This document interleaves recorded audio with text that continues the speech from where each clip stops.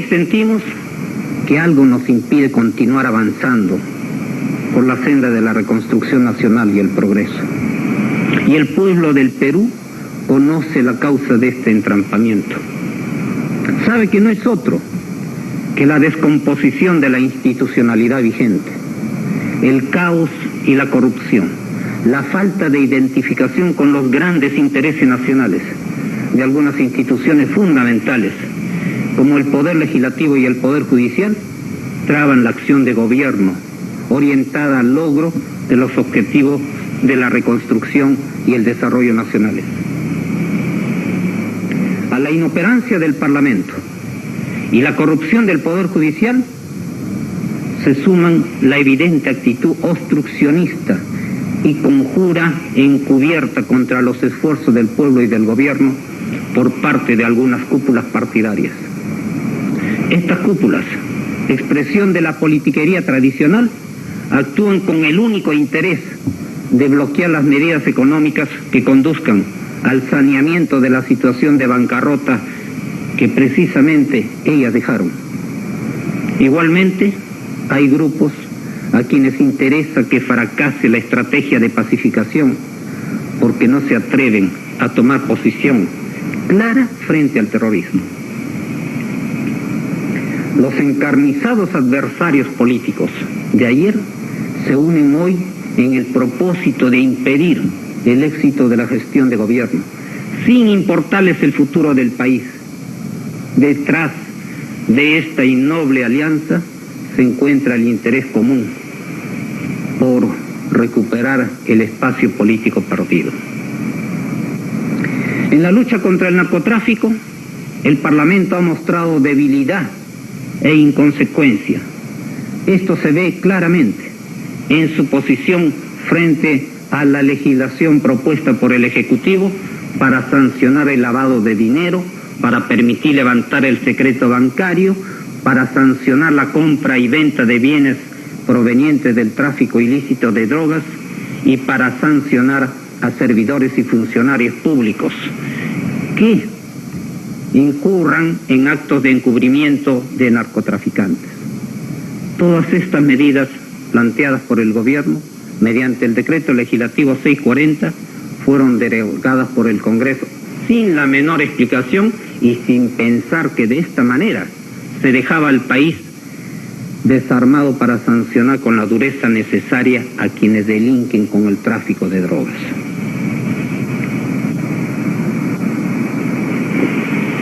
La actitud irresponsable y negativa de los parlamentarios no respeta tampoco los mandatos constitucionales, los cuales son violados conscientemente. Tal es el caso de la promulgación de la ley 25397, denominada Ley de Control Parlamentario sobre los actos normativos del Presidente de la República, que pretende maniatar a este, recortándole atribuciones elementales para gobernar. Esto en aspectos tan importantes como la política económica o la lucha antiterrorista, cuando se niega al presidente la facultad de señalar cuáles son las zonas de emergencia. Sin el menor respeto por las facultades presidenciales consignadas en nuestra Constitución, incluso se pretende negarle la posibilidad de observar en todo o en parte la ley anual de presupuesto. Este exceso demagógico y obstruccionista ha conducido a un grave déficit presupuestal que podría hacer rebrotar la hiperinflación si no se toman urgentes medidas correctivas. Incurriendo en un acto que agrede y ofende a un país que vive graves dificultades económicas, el Congreso ha elevado groseramente su presupuesto y ha extendido indebidamente las cédulas vivas a exparlamentarios. Esta actitud demuestra la total indiferencia del Parlamento ante el reclamo de austeridad, eficacia y seriedad en el trabajo legislativo que ha hecho innumerables veces el ciudadano común y corriente. El pueblo del Perú, las grandes mayorías, reclaman que las energías nacionales sean canalizadas orientadas y administradas por instituciones eficientes y comprometidas con el supremo interés de la nación. Por eso, su rechazo permanente a un parlamentarismo irresponsable, estéril, antihistórico y antinacional, que hace prevalecer el interés de grupos y cúpulas partidarias sobre el del Perú. El país quiere un parlamento conectado con las grandes tareas nacionales, despojado de los vicios del caciquismo político y del clientelismo. La administración de justicia, ganada por el sectarismo político, la venalidad y la irresponsabilidad cómplice, es un escándalo que permanentemente desprestigia a la democracia y a la ley. El país está harto de esta realidad y desea soluciones. Quiere un sistema de administración de justicia eficaz y moderno, que constituya plena garantía para la vida ciudadana. No quiere más feudos de corrupción allí donde debiera reinar una moral intachable. La corrupción y la infiltración política han llegado a tal grado que éstas se dan en todos los niveles e instancias del Poder Judicial. En el Perú, la justicia siempre ha sido una mercancía que se compra o se vende al mejor postor. No negamos que existen jueces y fiscales honestos y probos. A ellos debemos rescatarlos, destituyendo de una vez por todas a los corruptos. Nadie duda que el Perú no puede continuar postergando indefinidamente cambios socioeconómicos fundamentales. Es por ello que hoy, más que nunca, el Perú necesita no un parche o una reforma parcial, sino una profunda transformación. El Perú no puede continuar debilitándose por obra del terrorismo, el narcotráfico, la corrupción. Tenemos que robustecerlo por la vía de una modificación radical de las estructuras del país. No podemos esperar 3 años más para que lleguen al Parlamento ciudadanos identificados con los reales intereses del pueblo. No podemos esperar tampoco un día más para llevar adelante la reorganización total del Poder Judicial. El Perú se ha jugado en estos 20 meses su destino, pero se lo seguirá jugando en el futuro, pues la reconstrucción del país recién empieza. El gobierno es consciente de la necesidad histórica de eliminar todas las resistencias y frenos a este proceso de reconstrucción. Si el país no se reconstruye ahora, si no se sientan las bases del desarrollo nacional, no hay garantía posible para el bienestar de los peruanos como colectividad civilizada, como Estado.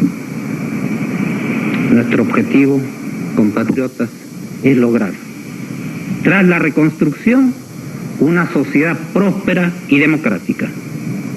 La actual formalidad democrática es engañosa, falsa.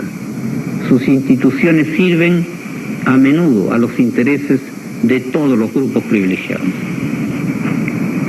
Es cierto que la propia Constitución prevé los mecanismos para su modificación, pero es igualmente cierto que para que ello suceda se necesitan 2 primeras legislaturas consecutivas, lo que vendría a significar que casi al término del presente mandato recién contaríamos con los instrumentos legales necesarios para la reconstrucción general del Perú.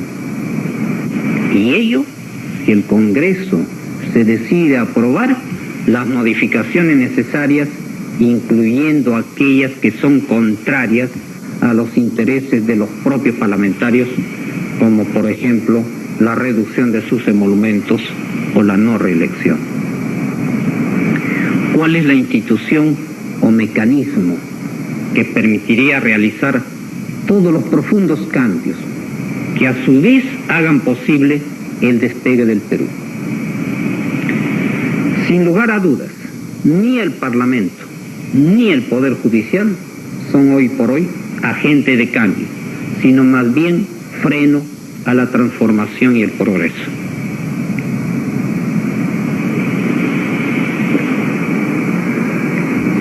Como presidente de la República, he constatado directamente todas estas anomalías y me he sentido en la responsabilidad de asumir una actitud de excepción para procurar acelerar el proceso de esta reconstrucción nacional, por lo que he decidido tomar las siguientes trascendentales medidas. Primero, disolver temporalmente el Congreso de la República hasta la aprobación de una nueva estructura orgánica del Poder Legislativo, la que se aprobará mediante un plebiscito nacional. Segundo, reorganizar totalmente el Poder Judicial, el Consejo Nacional de la Magistratura, el Tribunal de Garantías Constitucionales y el Ministerio Público para una honesta y eficiente administración de justicia. Tercero, reestructurar la Contraloría General de la República, con el objeto de lograr una fiscalización adecuada y oportuna de la administración pública, que conduzca a sanciones drásticas para los responsables de la malversación de los recursos del Estado. En consecuencia, la continuidad gubernamental se dará transitoriamente a través de un gobierno de emergencia y reconstrucción nacional, cuyos principales objetivos son los siguientes. A. Modificar la actual constitución política en lo que atañe al logro de una nueva estructura del Congreso y del Poder Judicial, con el fin de convertir a estos en eficaces instrumentos de orden y desarrollo. En lo que concierne al primero, establecer un poder legislativo moderno, identificado con los intereses del país y que se renueve periódicamente. B. Moralizar radicalmente el Poder Judicial y las instituciones ligadas a él. C. Modernizar la administración pública para adecuar a los fines del desarrollo y la mejor y más racional utilización de los recursos. D. Pacificar el país dentro de un marco jurídico que sancione en forma drástica a los terroristas y narcotraficantes, para así garantizar un clima de paz y tranquilidad que haga posible las inversiones nacionales y extranjeras. E. Luchar frontalmente contra el narcotráfico y las actividades ilícitas conexas y lograr la eliminación de los casos aislados de inmoralidad y corrupción en las fuerzas del orden y otras instituciones. F. Sancionar ejemplarmente todos los casos de inmoralidad y corrupción en la administración pública. G. Promover la economía de mercado dentro de un marco jurídico que dé seguridad y fomente la eficiencia y competitividad de los agentes económicos.